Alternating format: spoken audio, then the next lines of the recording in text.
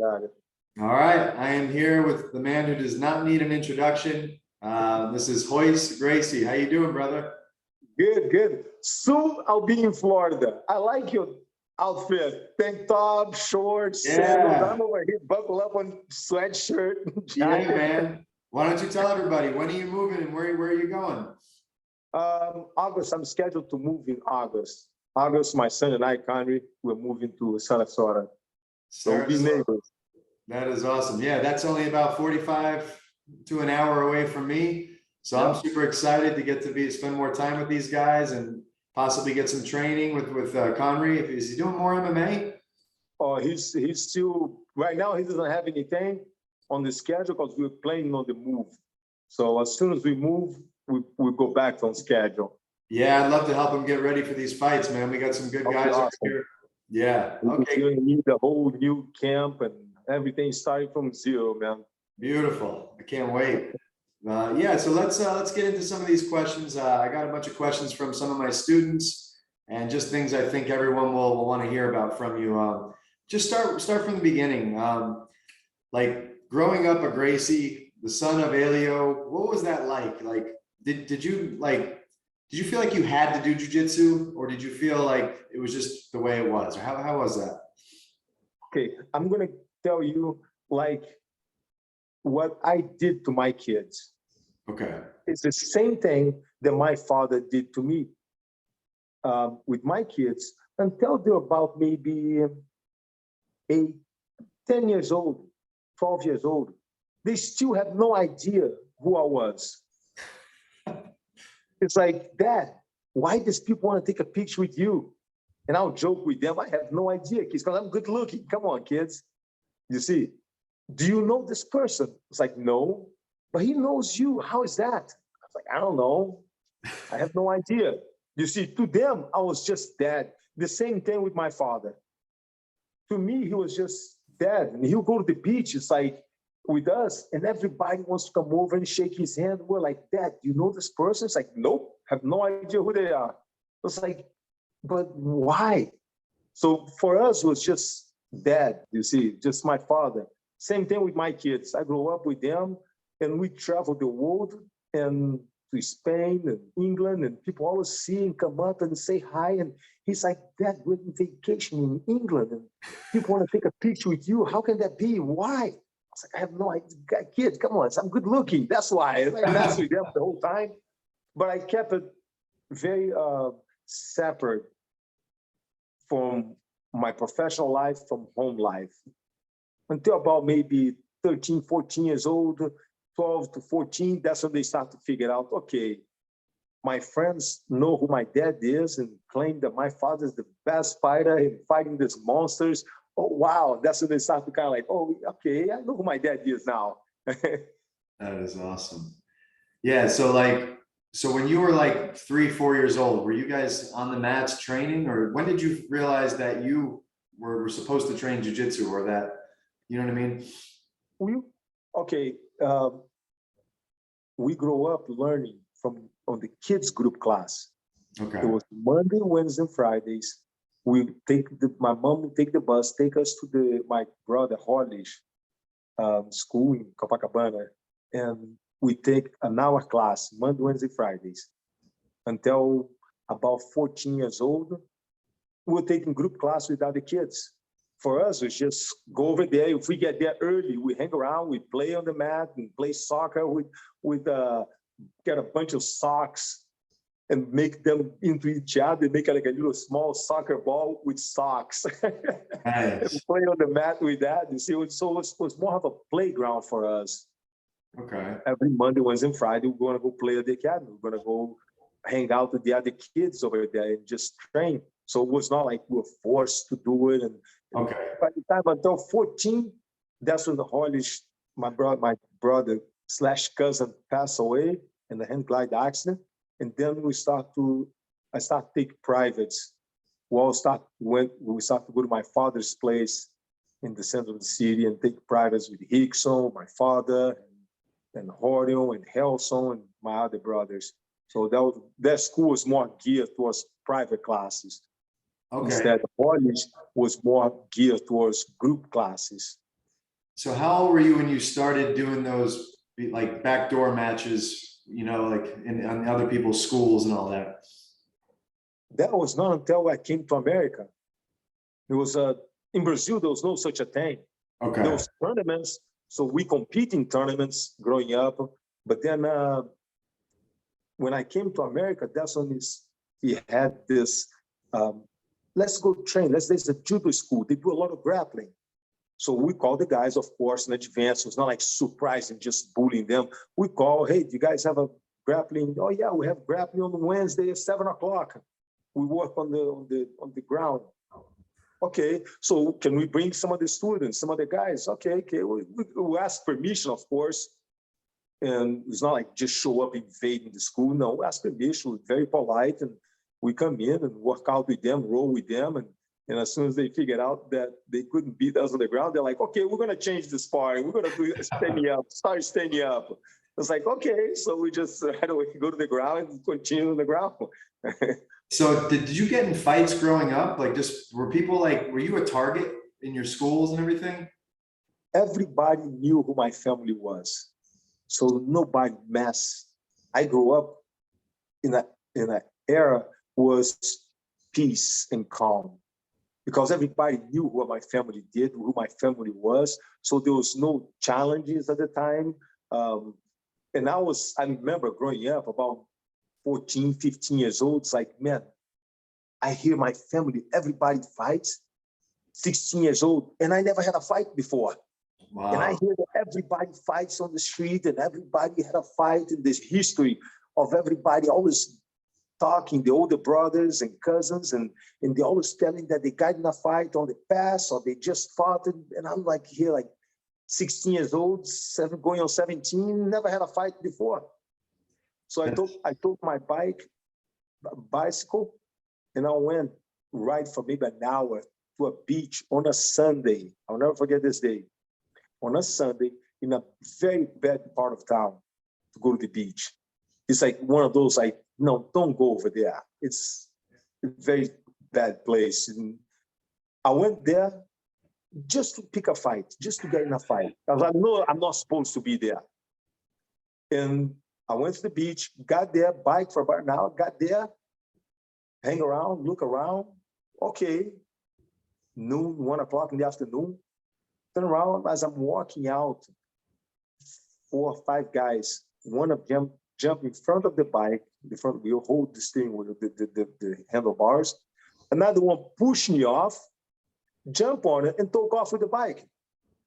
And then the 4 or 5 kids just turn around, kids my age probably, just walk around, just walk away laughing. I'm on the ground, and I was like, I froze for a second. I go, fuck, I came over here for this, man. Okay, got up, run, they all came from behind and nailed one of them, hit it, one of them. They all turned around and jumped on me, beat my ass, broke my nose, fucking kicked me on the ground, kicking. Luckily, somebody was walking by, just kind of, a lot of people, there's a lot of people, but people don't step in. But somebody stepped in and kind of pushed the kids away. So I got up, I got up and I was like, okay, fight's not over. Fucking, they're running. I chased them down. I think I beat up. I chased them down. Fucking 4 of them, 3, 4 of them went across the street in the busy street. One stopped. When he stopped, I came from behind and nailed him again. Damn. Dropped this one and started to beat this one up. One of Gracie, my cousin's student, I know him. He was there. He lives nearby, so he was passing by, and he's like, "Fuck, what are you doing, Royce? Come over here to help me beat the guy up." And he's like, "What are you doing here?" I was like, "Fuck, man, I just came over to pick a fight now, bloody nose." And it's like, hey, got beat up, got my bike stolen, both worth it. My first fight. That is awesome. I did not know that. So then shortly, so you were 16, 17. How old were you when you moved to America? 17 going on 18. And then that's when Horian brought you over and was going to teach you English and help you, brought me over to teach English. I mean, I was going to learn English eventually, but brought me over to help take care of his kids, actually, to babysit his kids while he's teaching the garage days. That was back in the garage days. Oh, wow. And then as soon as I learned 3 words, stop like this. 3 words. He would let me teach classes. Okay. So Monday, Wednesday, and Fridays, he will go to Hollywood and work as an actor in Hollywood. Tuesday, Thursday, and Saturdays, I'll stay at the garage and teaching all day with 3 words. Stop, tell the student, like this. And he showed how to do it, and then come here, do it on me. It was like, now That's try to teach smart. that class, not speaking at all, or with those 3 words. Wow. So I saw a picture of you with Horian, with Mel Gibson on the set of Lethal Weapon. How did that come about? At the time, Horian was in America already for a while. He hitchhiked from New York to LA, slept on the streets. We didn't start like a lot of people think, oh, that Gracie came over, built the UFC. No. Horian first came over, he put his passport, his money on the safe of the YMCA hotel, I think. And in the middle of the night, the night guard opened up and stole everybody's money, passport. So he woke up in America without like, hey, you can't pay, you can't stay, sorry, get out. Wow. Having to sleep on the street, too much pride to call Brazil and ask my father for money, no passport, no ticket home, back home to Brazil, no money. So he spent a year and sleeping on the streets on construction sites and working constructions and panhandling and surviving.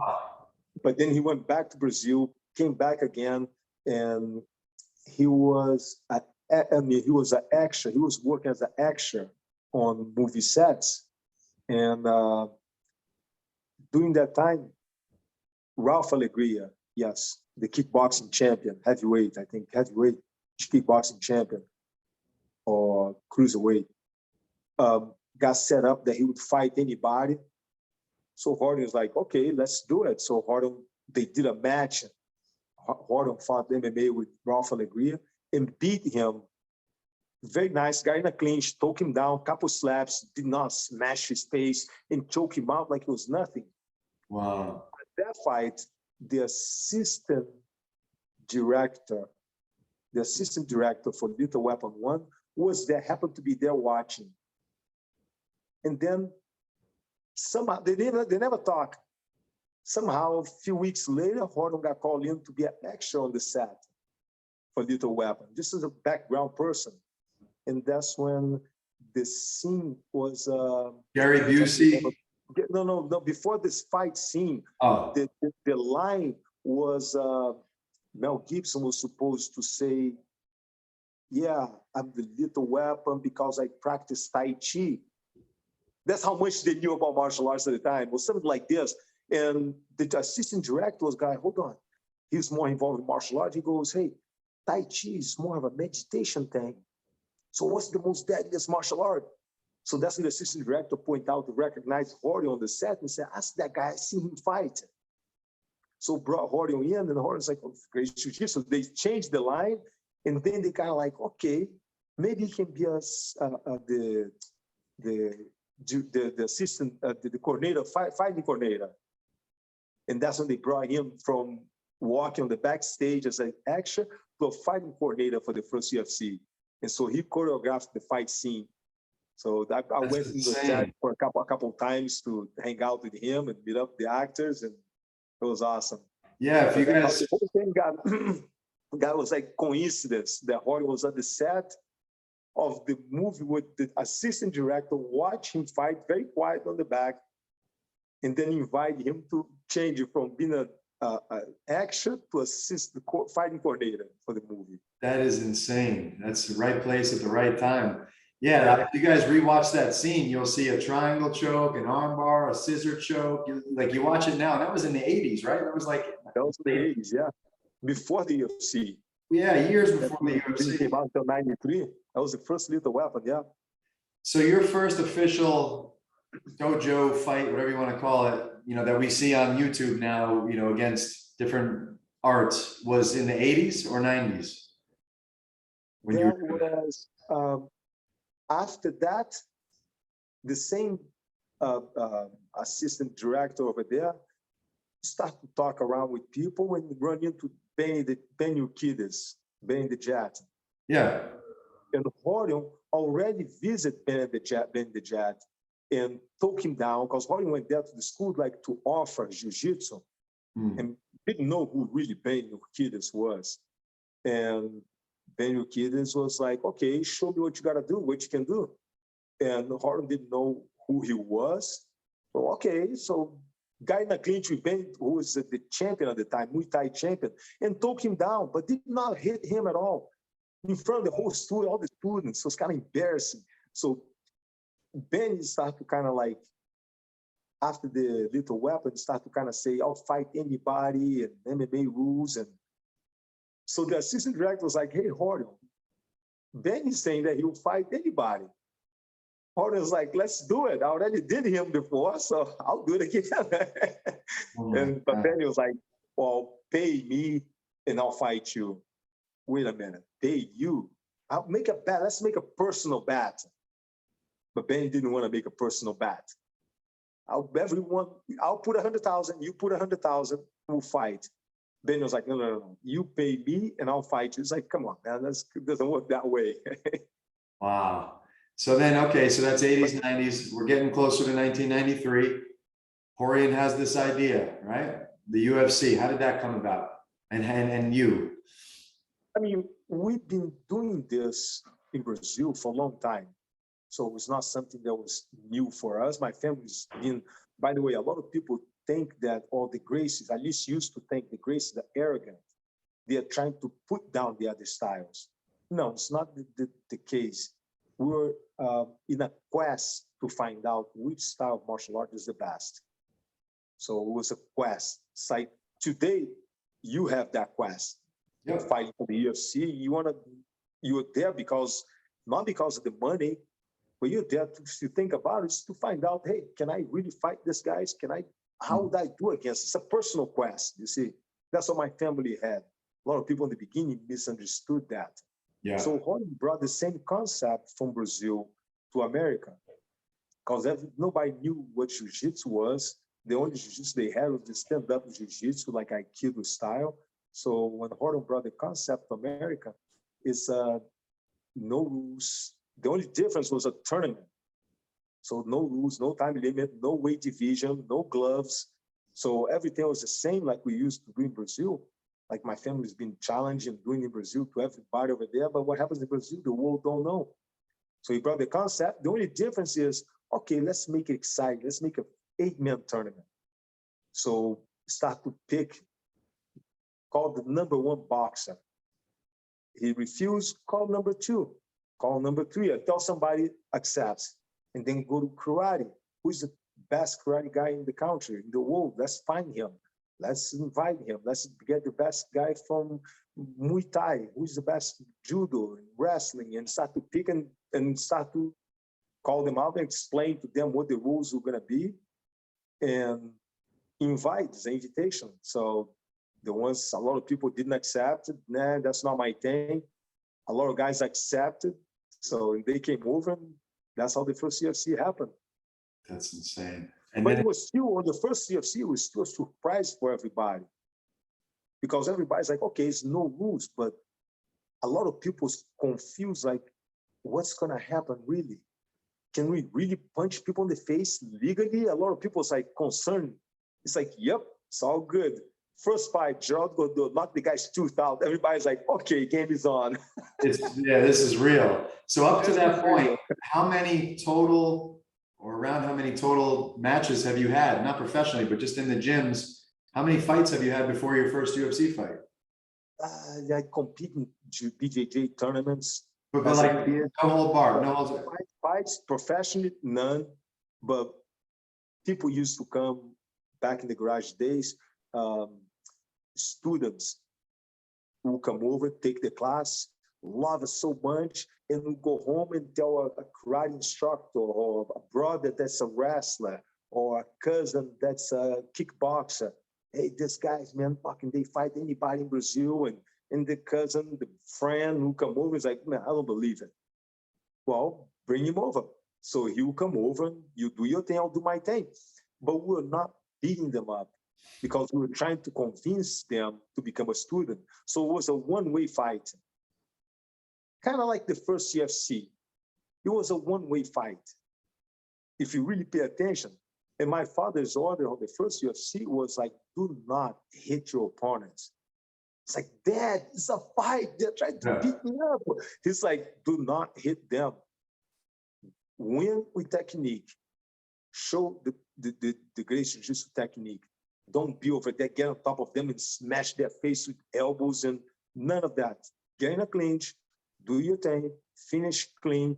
So a lot of the guys, it was like Ken Shamrock, my second fight in the UFC, when he tapped, he's like, okay, I want to continue. A lot of the guys, because they didn't understand, they didn't get smashed up. So they still, they're like, okay, I'm still good to go. You see, it's not like you get smashed up, you go, man, you know what? I'm afraid of this guy. I don't want to go with him. He's going to hurt me. No, I didn't hurt them. So I win. It's like the first fight with Art Jimmerson. I took him down, mounted on him, control him. I didn't even throw a punch. He quit. It's like, okay, there was nothing. Didn't do anything. The guy he just panicked. He knew he couldn't escape. He wasn't used to the ground. He's a great boxer. And he came in prepared because he put one glove. A lot of people make fun of it, but that one glove is for him not to break his hand. He's like, I'll keep him away with one hand and I'll unload it with the other.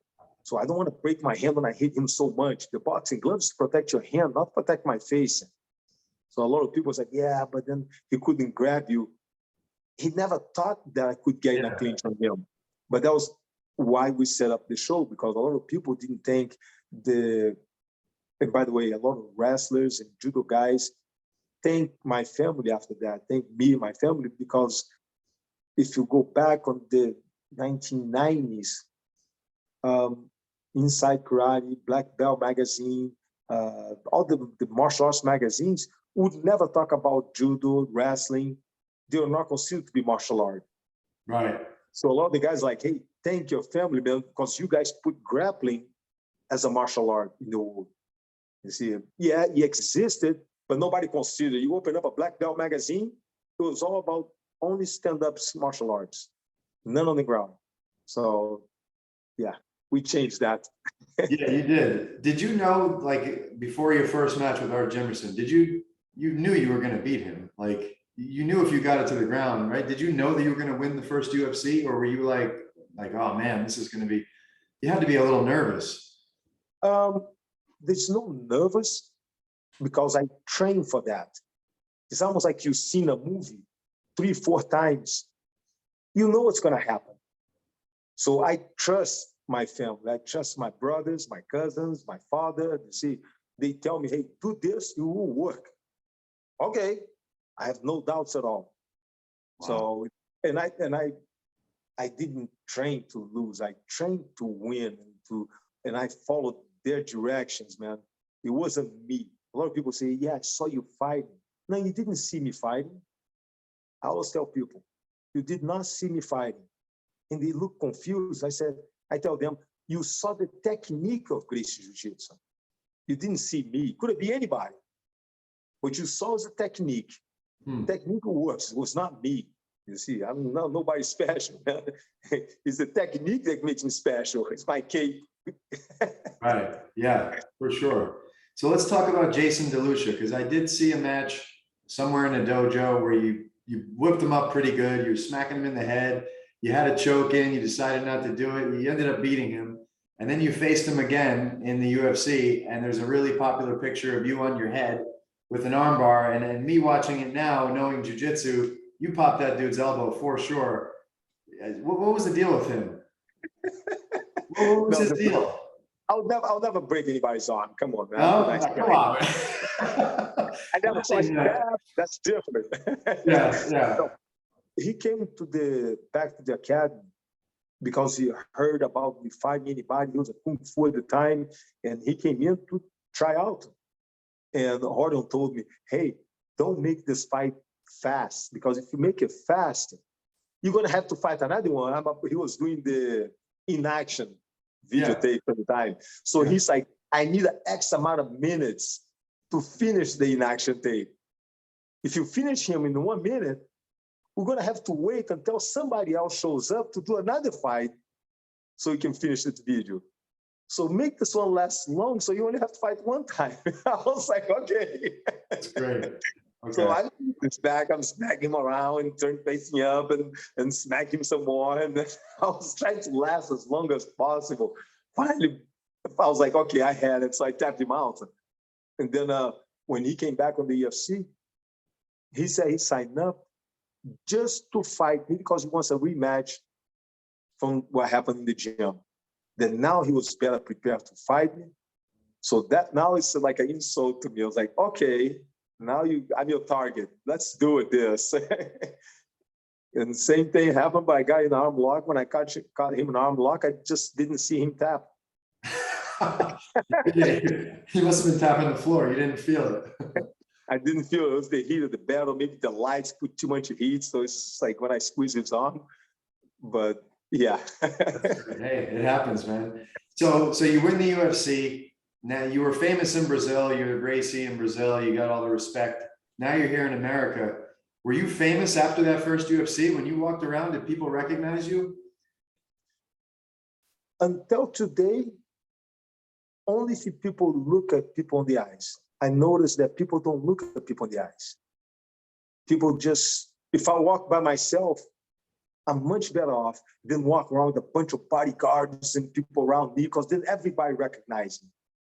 If I walk by myself, I'll pass right through the crowd, man. People barely see me. It's like, gee, that's Royce Gracie. Nah, it's not. That's the comments I hear when I pass by. That's too small to be him. Oh, that's too big to be him. It's like, and I just keep walking, mind my own business. It's like, nah, he wouldn't be here this place. So I mind my own business. So people don't really recognize, but yes, the fame came in. Came at 1993, it did. Okay. After the first UFC, actually it was more after the second UFC. Second. The first UFC was still a shock to everybody, and everybody was still confused. Maybe this is like fake. I don't know. Yeah, maybe it was set up, and because there was confusing with WWE, and a lot of people was like, yeah, it's too controversial. How can they put two guys fighting on live TV? So yeah, it was kind of like, the first one shocked the people.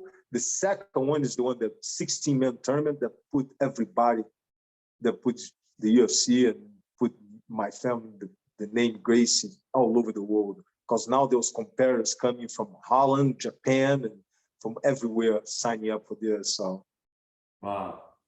We got to talk about Kazushi Sakuraba fight, because a lot of people, even like fans today, don't even really like understand what that was. That was it. Almost 2 hours of fighting. it was 6 rounds of 15 minutes.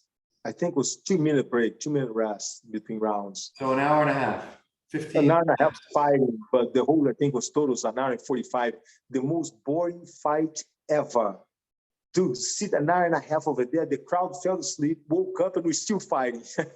It's insane though. Like everybody sees 3 5-minute rounds today, or at the most 25 minutes of fighting. That like, and I've fought these fights, right? I understand what it takes, the cardio and all that. How do you guys even both stand that long fighting? Like I don't even get it, and I've fought. I believe that if we were on the other side of the bracket, that was Pride in Japan. Yep. On the fights, on the show over there. So if it was on the opposite side of the bracket, we would have got to the finals. For sure. Because, I mean, Sakuraba is a beast. He's a beast. Hits hard, fucking knows grappling, knows the stand-up game, fucking can take a beating, doesn't quit. Very hard to make him quit. It's like, man, the guy's a beast, man. Finally, 6 rounds later, 6 rounds of 15 minutes, I remember I sat down in the corner on the chair, and I told my father and my brother, I can get up, but I can't walk. There's something wrong with my leg. There was a partial tear on the tendon and a crack on the shin by my foot. So the kick, one of the kicks, man, cracked the shin and a partial tear on the tendon. So I told them, dude, father, brother, I can get up, but I can't walk. Tell me what to do. That's when they said, let's not confuse toughness with stupidity. Yeah. So you can't walk, but you're going to be a standing target. You're going to take a knockout. So there's no reason for that. We'll throw the towel. I was like, you tell me. If you tell me to stand up, I'll stand up. You see, but they're like, nah, you already proved that you're tough. So, but then we had a rematch years later, and I beat him in 15 minutes, 5 rounds of 5. It was 5 rounds of 5 minutes. I mean, 3 rounds of 5 minutes. Yes. I beat him in fusion. I remember.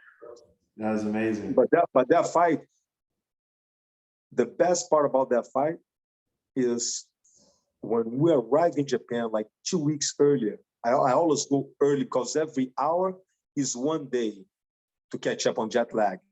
So Japan is 17 hours ahead. So I'll go 2 weeks before, you see, so I can acclimate myself. As soon as I arrived in Japan for that fight, they send my team to the hotel and no, Royce, just going to do one interview, very small one interview.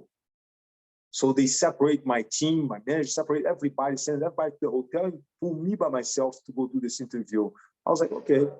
When I got there, the guys were like a big room, fucking on the hotel room, packed with media. Sat down, just Sakuraba and I. The promoter talk. I talk. It's like, yeah, it's going to be a good fight. It's a worth opponent, very strong, very good opponent. And they compliment the guy. They give the mic to Sakuraba. Sakuraba gets the mic and goes, yeah, talk. And the translator is translating to me. Sakuraba said, we should do a purse to the winner. Winner take all. And pass the mic back to me. What do you have to say about that? The promoter asked. Do a purse to the winner. Winner take all. Instead of pay both of us, we should do a purse to the winner. I got up and put my chair back, slide my chair. I stood up at the mic and says, promoter, put all the media outside the door. Put the suitcase with the money outside the door. And the winner will be right out. We'll do this right now. You're a man, I'm a man. Let's do it right now. I don't have to stay here for 2 weeks. I'm talking on the mic. The guy's like, I passed the mic back to him. I'm standing up, looking at him, staring at him. He grabbed the mic. He's like, didn't know what to say. He's like, backfire. It's like, yeah. So I grabbed the mic back and I go, very calm. There's no insulting. Very calm. I was like, promoter, I don't think he wants to do it right now. But if Sakuraba, if you decide to do it earlier, I'm staying at this hotel. Just give me 1 hour notice. I don't want you to show up by surprise and I'm out doing road work, running. So give me 1 hour notice and I'll be ready for you. Let's do this. Okay, you're a man, I'm a man. We're even.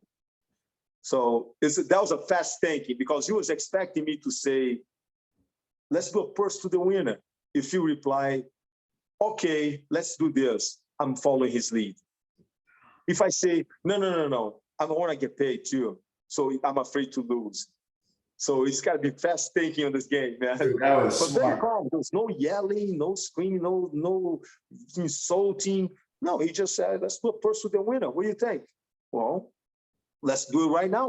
You're a man, I'm a man. Okay, I'm ready. Let's go. I just got off the plane, but I'll do it, man. It's Dude, like, that was smart. Backfire. That was smart. That was the perfect answer. All right, let's go. Let's fast forward. You're 40 years old. You decide to go back to the UFC for UFC 60 as a 40. I'm turning 40 this year.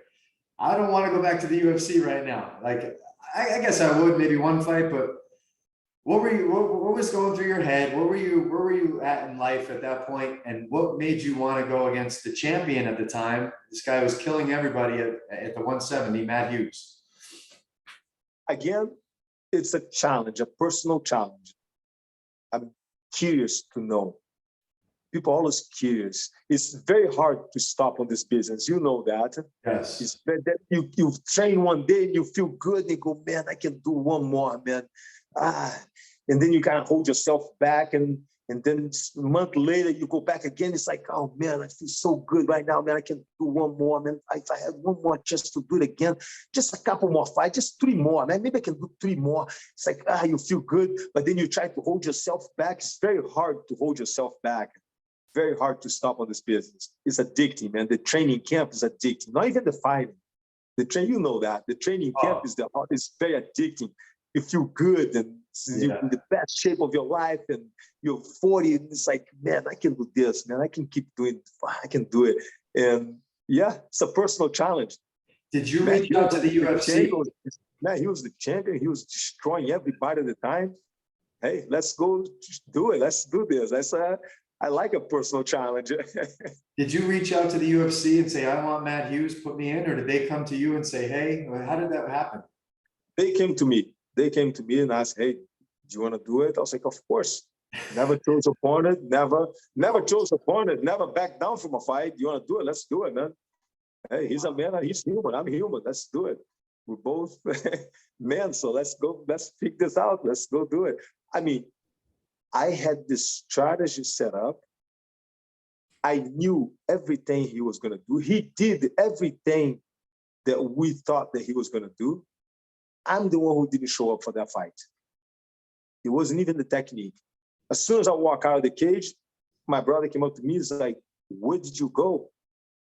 What happened? You just didn't show up.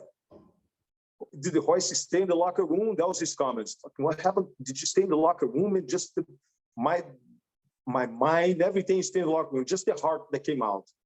It was just pure heart, that one. I peaked on the wrong day, you see. So I just wasn't present.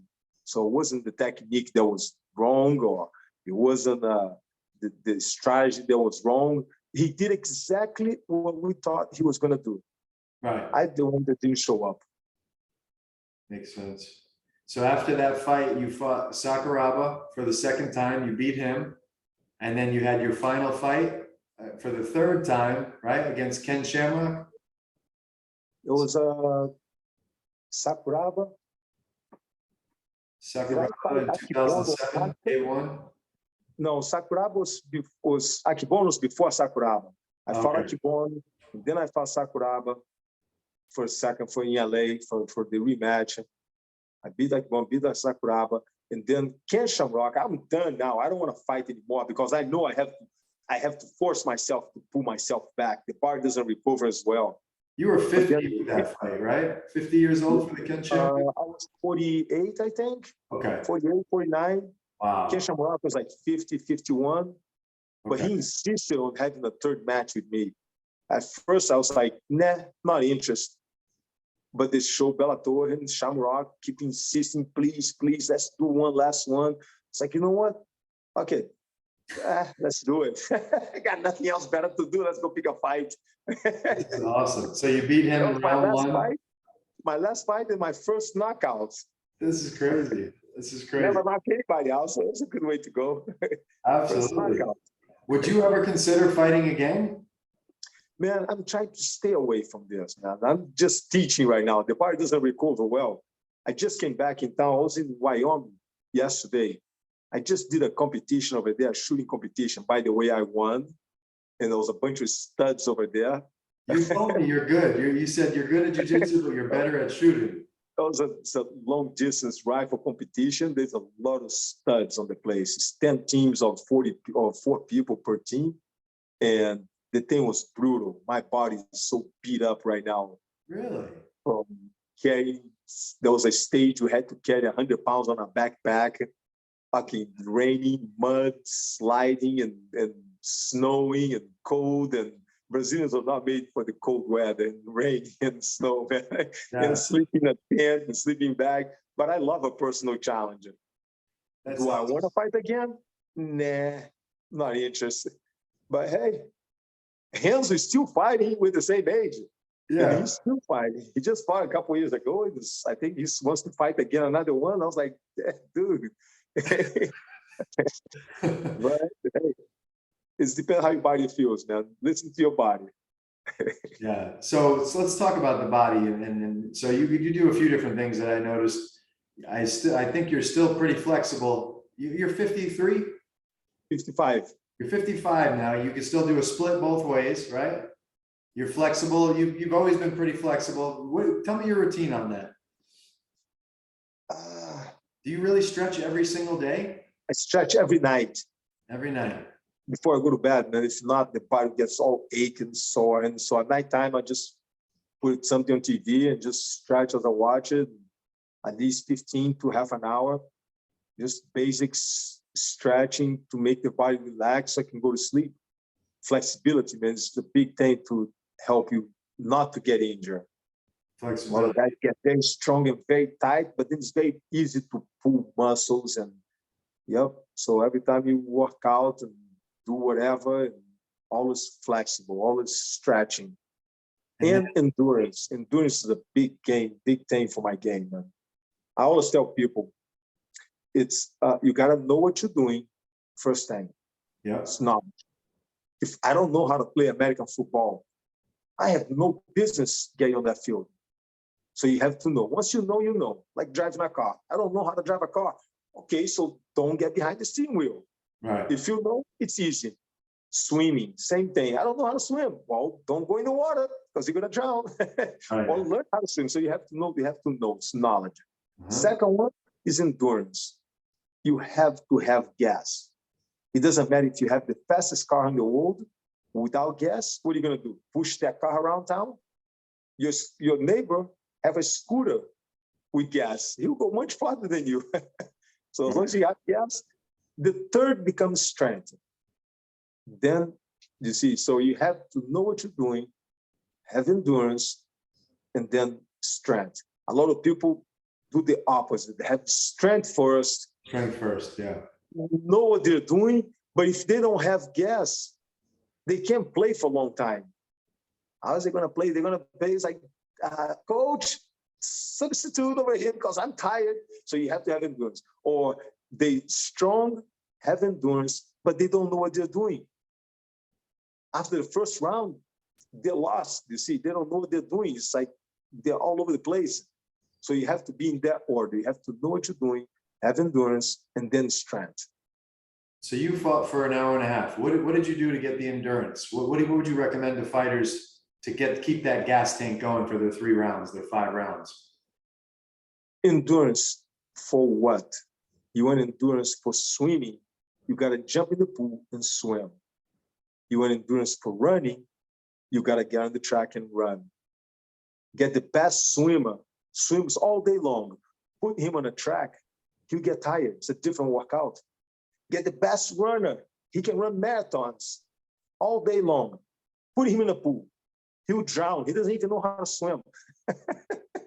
He'll drown. So if you want endurance for Jiu Jitsu, for fighting, you got to get on that, spend time on the mat. A lot of people do the opposite. They spend a lot of time on the gym and running and swimming, doing everything else, and very good amount of time on the mat.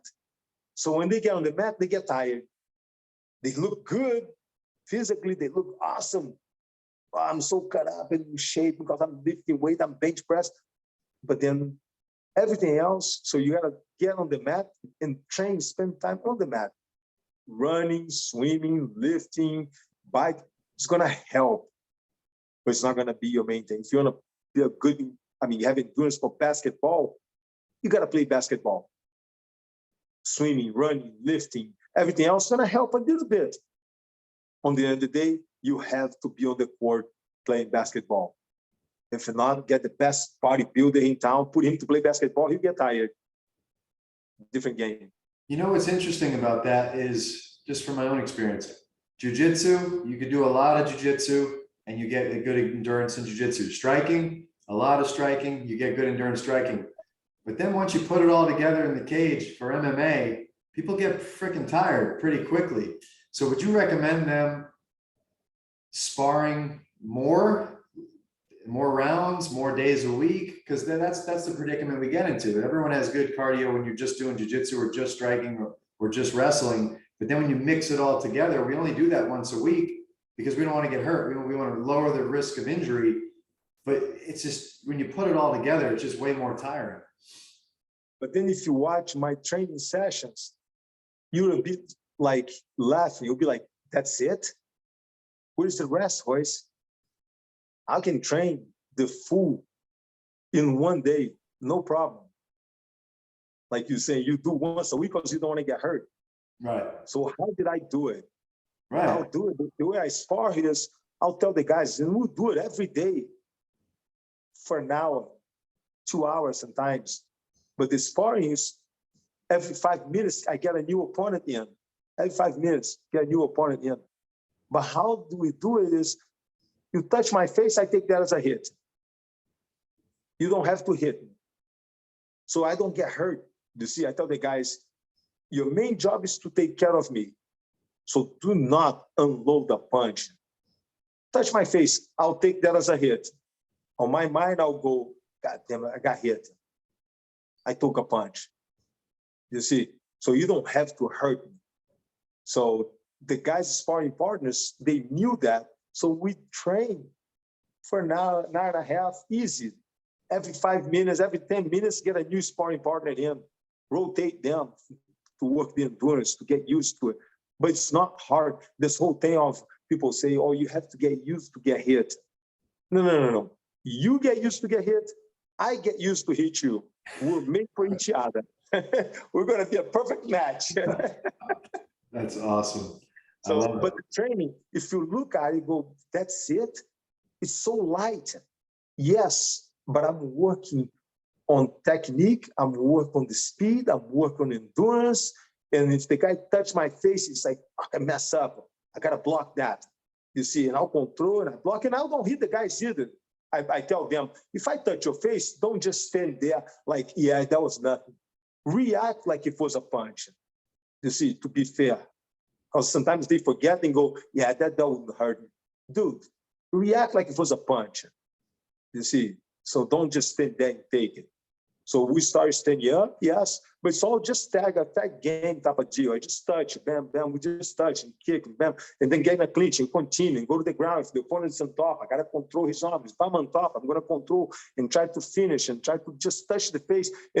But every time I touch, every time I put my hand on your face, react like it was a punch. What would you do if it was a punch?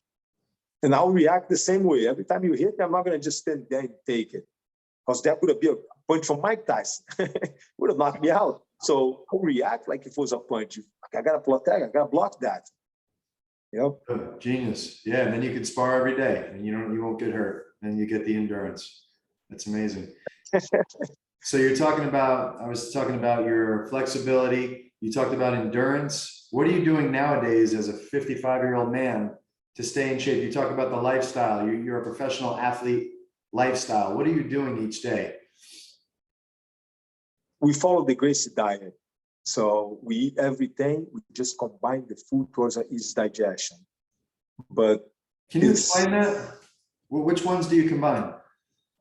Okay. On the Gracie Diet, we can eat everything. We just combine the food towards an easy digestion. If you think about it, when do you get sick? You get sick when your kids are having trouble at school and you're getting ready to move and the house, the contractor from the new house haven't finished the house yet, and the car, somebody scratched your car and the insurance is disputing. You got problems on your head and the school is not doing good and there's a problem at the gym and everything is accumulating and the money that you're expecting that you sold the other house didn't come in and everything's around you and you're still working out and training and teaching and going for your runs and lifting and the daily routine that you have, and by nighttime you're not sleeping good, everything, and then you eat a typical, you're running low on your immune system, and then you eat a typical Thanksgiving meal. That's, you finish eating, you go, oh my God, I think I ate too much. I'm heavy now. I shouldn't eat all that. I need to take a nap. Then you lay down, take a nap, and you wake up and you have a cold. And then what do? You blame the weather outside if it's hot or if it's cold. Maybe you blame the air conditioning. Oh yeah, I went to sleep, I slept underneath the air conditioning blowing on me. Maybe it was too hot, maybe it was too cold. And you got a cold, and you blame everything else besides what you ate. So we eat, the combination of the food is towards an easy digestion. So your body doesn't spend energy. So the little low energy that you have on your body, the immune system, when you eat the heavy food, it goes down to digest that food. Then you zero your energy down. So by eating in such a way that my uncle figured out the Gracie Diet, it's Uncle Carlos, is towards an easy diet, so you don't have to waste energy digesting the food. So pretty much from, I consider sleeping part of my training. Eating, part of my training.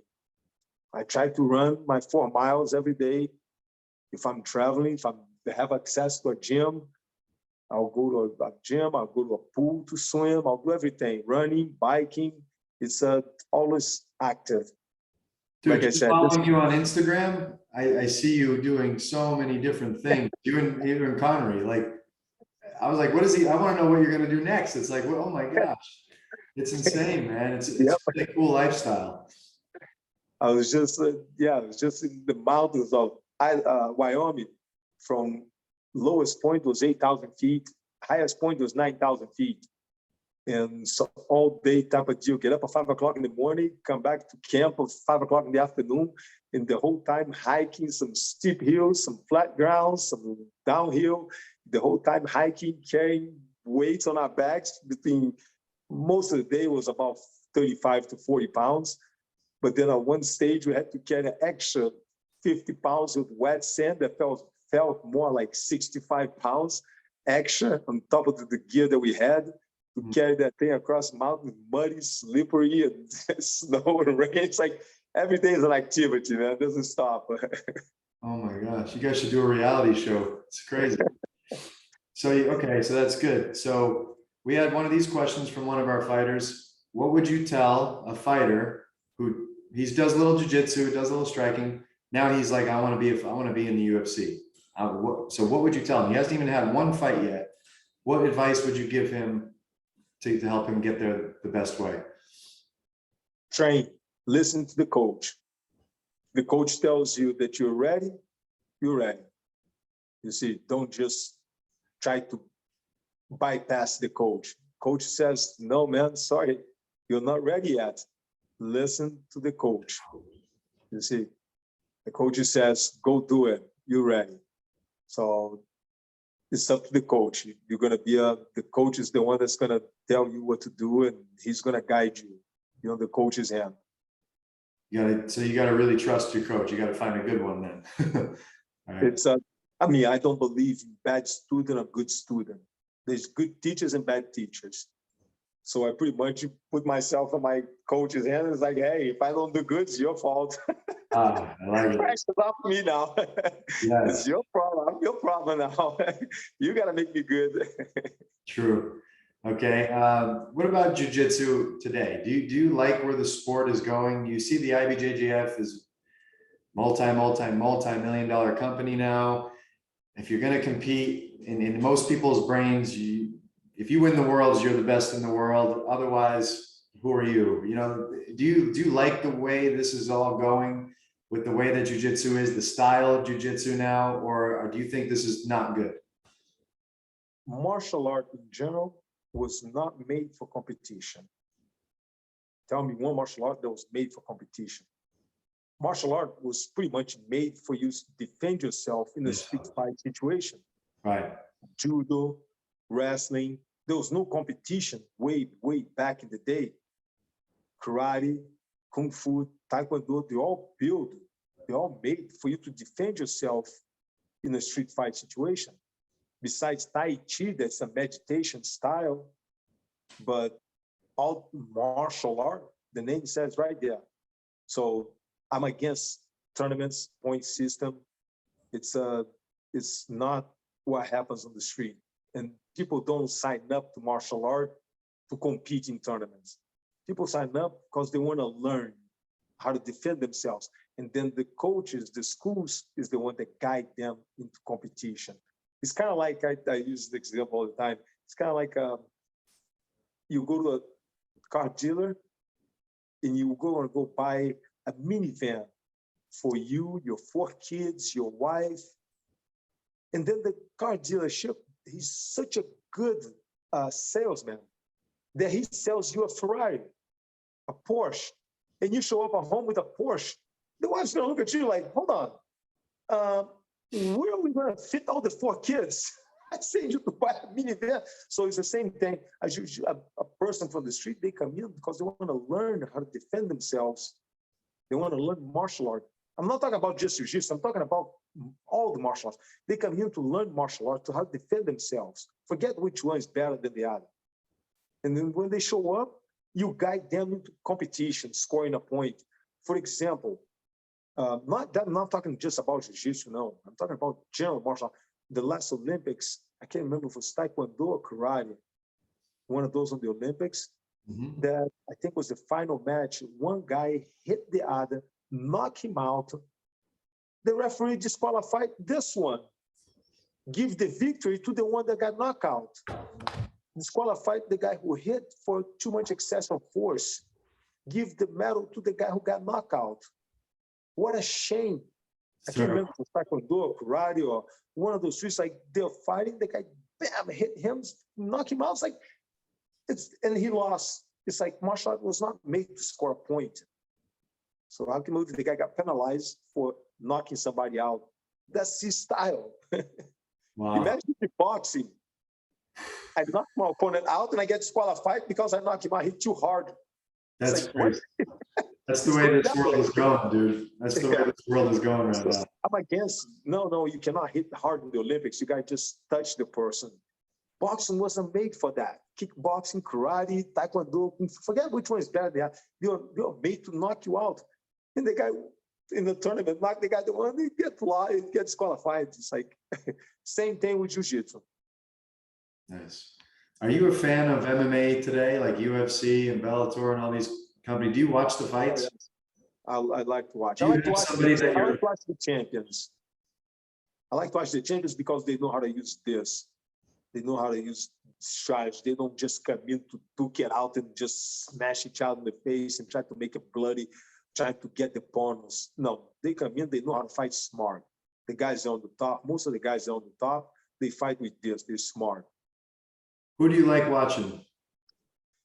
I like Neyman. Who's like my cousin, Neyman Gracie. Neyman Gracie. Oh, he's doing great, man. Very technical, very good. I like Charles the Bronx. The kid is like, man, he knows how to finish people. He goes for the finish. Hands, of course, every time Hands fights. So yeah, there's other guys over there out there too. Of course, Conor McGregor always calls the attention because the way he talks. The Diaz brothers, you see, they're fighters. They don't care about the BS. So they just come in to fight. You see, they want to test themselves. So yeah. Is there anybody? John Jones, of course, when he's not in trouble. Like I said, I like to watch the champions. Yeah, the champions are good. Is there anybody in jiu-jitsu that you think like has it down, like in the jiu-jitsu scene, that you think is really good at that? Charles the Bronx. He's, man, from jiu-jitsu to MMA, he transitioned very well. Most guys have a very hard time transitioning. Yeah. So they keep that point system, scoring, and trying to do this stuff that's totally for tournament in a fight. It doesn't work that way.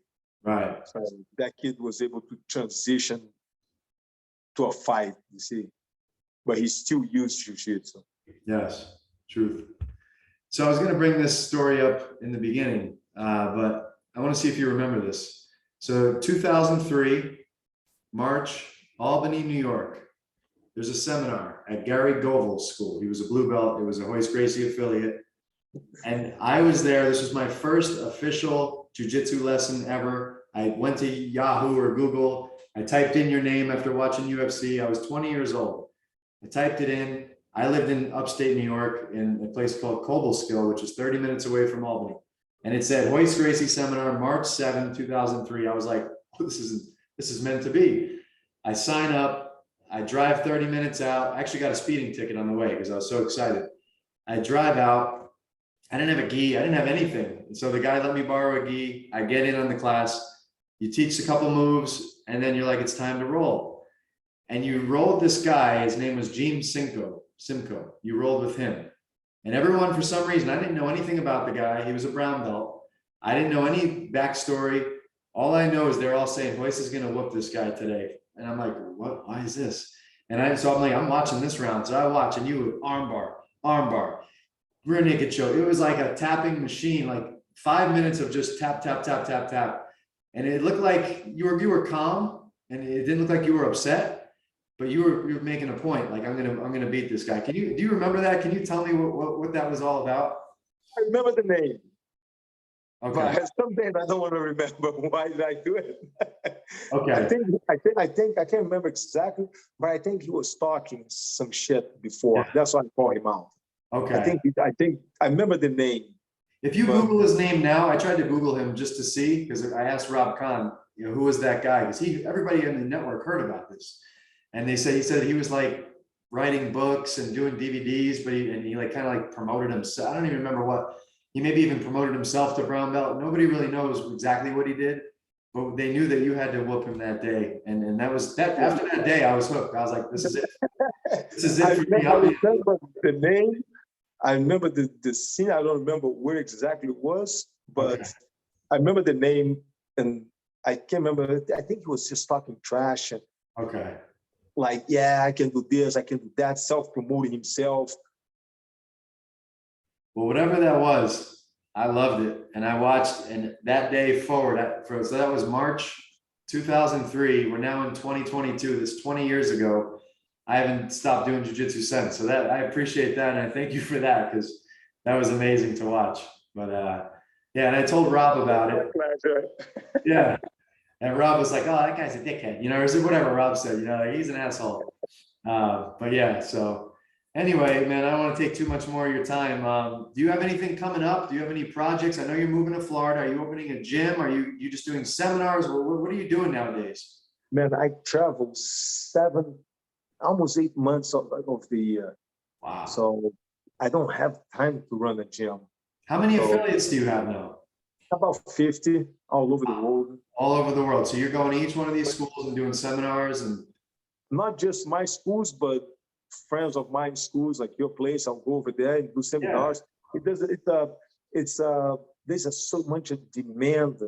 So I don't have time to run a school. You know how hard it is. It's hard. Yes. You have to be there every day running the school, and not just managing by teaching and making sure that there's nothing going wrong and there's no bullying in the kids' class and the adults' class, and it's always something, man. So you always gotta stay. You gotta stay there. I don't have the time for that. So no, I don't have plans to open up a school yet. Not yet. When I get tired of traveling, I'll open up one. But until then, I'll just travel and teach, and I'll use somebody else's school near me. I'll go to your place and train over there when I need to train or teach a private. I'll go to somebody's place next to me and use their place. So it's easier that way for me. Awesome. And how do we follow you? What's your Instagram name? Is it Real Royce? The Real Royce. So if you probably see a bunch of them, there's only one, and it's the Real. Yeah, because if you put the Royce Gracie, there's a lot of fake ones out there. So mine's the Real Royce. It's the blue mark on it. Awesome, man. I can't wait for you to move here. I want to train more. I want to bring you to the school for seminars. I'm excited, man. And I really appreciate your time. You've done so much as just what you've done in the past for me, and as just a mentor, and like none of us would be doing what we're doing without you doing what you did. So I just want to say thank you. Without my family, man. My whole family did it. So it wasn't the whole Gracie family. The whole family did. It's the technique, like I said earlier. It's the technique that did it. I was just the representative. Real quick, I just thought about something. Do you read a lot of books? No, I don't. Did you read Hickson's book, The Breathe? No, I didn't. I can listen to audio. I can watch a TV, a video, a movie, but to read for me, my God, it gets so boring. Yeah, it is. It is. I read very, very few books. That's it. Okay. I was like, I read one page and I fall asleep. If you listen to Hickson's book on the audio, because that's how I did. It was like 3.5 hours. I got to do the audio. Freaking awesome. I wanted to talk to you a little bit about that, just some of the stories in there, but if you didn't read it yet, maybe we'll just talk after about that. But it was pretty good. A lot of insights of the way you guys all grew up, and it was pretty cool. Very cool. Like with the way we think. Yeah, for sure. Yes. Like you understand now. Okay. And you were saying, that's why when you said you didn't get in any fights, Hickson was talking about all the fights he got into, like every day, every week. He cleaned house. I had nobody challenged me. Like, yeah. Oh my gosh, it was insane. But thank you again, brother. And I'll see you soon in Florida. See you in Florida soon. All right, Thanks, thank you. See you. Bye. Bye.